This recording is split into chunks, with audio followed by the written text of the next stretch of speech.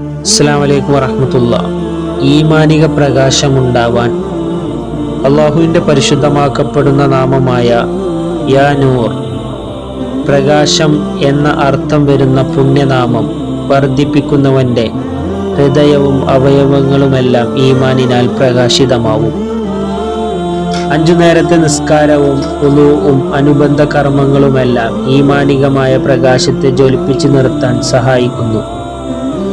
ഒരാൾ നിസ്കാരം നിലനിർത്തുകയാണെങ്കിൽ അല്ലാഹുവിൻ്റെ റസൂൽ സ്വല്ലല്ലാഹു അലൈഹി വസല്ലം തങ്ങൾ പറഞ്ഞത്, നിസ്കാരം അള്ളാഹുവിനും മലക്കുകൾക്കും ഏറെ ഇഷ്ടപ്പെടുന്ന ഒരു കാര്യമാണ്. അത് പ്രവാചകന്മാരുടെ ചര്യയും കൂടിയാണ്. പിന്നെ നിസ്കാരം നിലനിർത്തുന്നവർക്ക് ഹൃദയത്തിൽ വെളിച്ചം നൽകുകയും പ്രാർത്ഥനയ്ക്ക് ഉത്തരം ലഭിക്കുകയും ആരാധനക്കർമ്മങ്ങൾ സ്വീകരിക്കുകയും ഭക്ഷണത്തിൽ ബർക്കത്ത് നൽകുകയും ശരീരത്തിന് സംതൃപ്തി, ശത്രുക്കൾക്കെതിരെയുള്ള ആയുധമാവുകയും പിശാചിനോടുള്ള വെറുപ്പ് അള്ളാഹു അവരുടെ ഖബറിൽ വെളിച്ചം നൽകുകയും ചെയ്യും. ഇതൊക്കെ നമ്മുടെ നിസ്കാരത്തിലൂടെ കിട്ടുന്ന ഗുണങ്ങളാണ്.